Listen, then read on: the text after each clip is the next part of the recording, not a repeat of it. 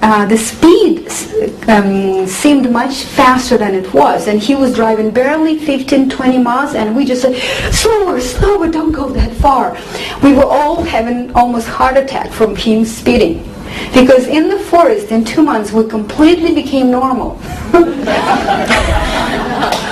So we constantly live in this world, and our body adjusted to all of this radiation, pollution, electromagnetic waves, and stress, and yelling, and you name it, glasses, makeup, chemicals, so many things. So and we have to pay for every adjustment. We have to pay with our lifespan and health. Well, and the biggest of all is eating cooked food. So what my main message to you is that our body never makes mistakes, remember that. And if it doesn't behave how you would like it to behave, it means that you don't understand what's going on. But it doesn't mean that the body is stupid and it's just defective, or it's just genes bad or something. If you were born without that problem, then probably you can recover. At least whatever, 80% you can recover. Okay? And now I would like to talk about sleep, because we could go to such a great extent and we could change our whole lifestyle dramatically and become raw, and still wouldn't feel good. So I want to talk to you how by just improving your sleeping conditions you can dramatically improve your health. Whoever created us, Creator, was very, very, very genius. He predicted that we would try to abuse our body as much as we can. So he predicted that we would take drugs and alcohol and smoke and create stress and just plainly just abuse our body. So he created a magical curse, which is sleep. He said, whatever you're doing forever, you will be cursed to sleep, to lay unconscious without be able to move for 8 hours every day for the rest of your life. You cannot smoke when you sleep, you cannot overeat when you sleep, you cannot drink when you sleep, you cannot take drugs, you cannot watch TV, you cannot do anything. You have to sleep every day. And why did he do that? Because he cared for us. He said, no matter what you do in the daytime, when you sleep, you will heal. I will enable your body to heal you, to heal itself like the best surgeon in the world. And so when we sleep in, we're healing. And if you sleep in properly, then you could almost completely recover from whatever you do in the daytime. But do we sleep properly? I found that we don't. Well, number one, our body is vibrating with a certain frequency, which is about 12 megahertz per minute, 12 megahertz per second, which is it's a very, very slow, it's love. It's from David Icke. I read it from David Icke. The same frequency, trees, the nature, animals, 12 megahertz. That's why when we hug the trees, we slowly begin to vibrate with the same frequency and we come down. When we're in stress, it's 40. When we stressed, and usually when we act at work or in traffic, it's 40. When we watch TV, instantly 40. Then you feel unsafe and you want to protect yourself. You feel like scared. Anybody could do anything, harm to me. But when it's 12, you feel one with everybody, you relax, you don't expect anybody to jump and do something to you. When you sleep, it of course has to be 12 in order for you to heal. Do you understand that?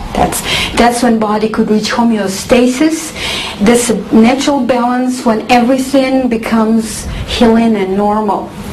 And here is, we put this alarm clock next to our head, which is vibrating with 250 megahertz. And do we realize we have to remember that our body is not over right here.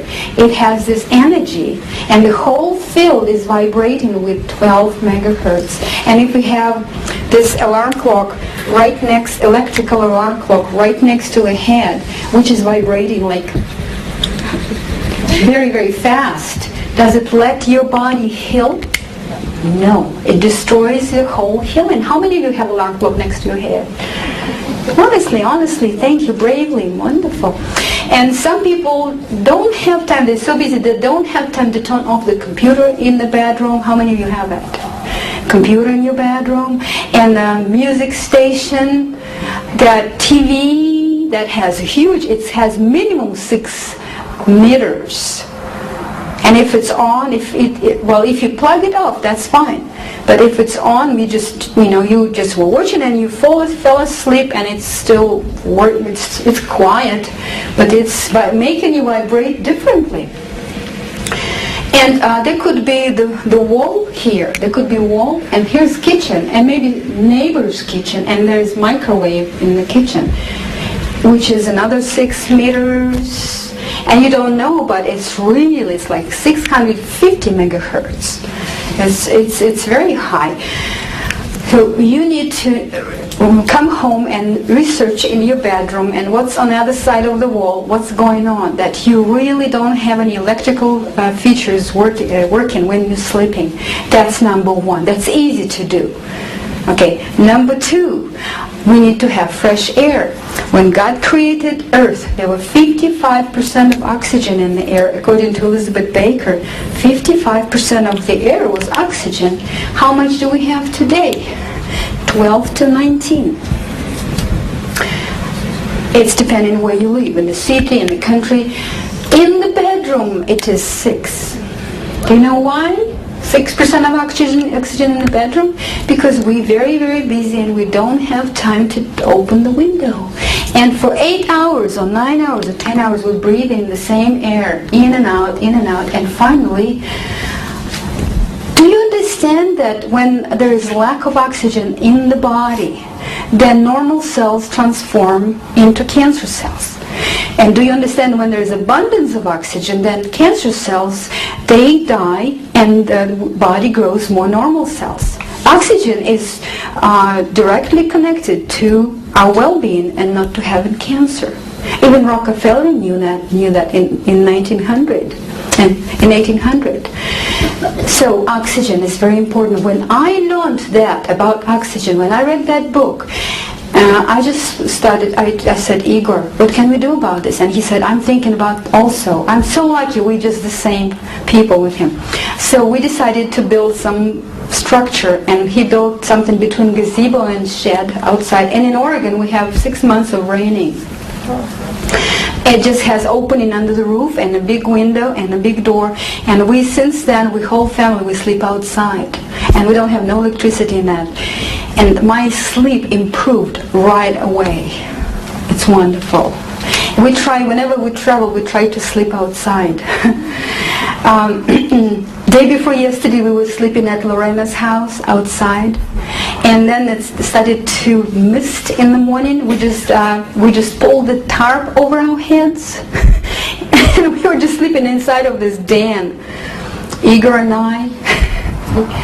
Okay, number 3. Don't eat right before you go to bed, because your digestive organs, they do 2 big jobs, digestion and evacuation.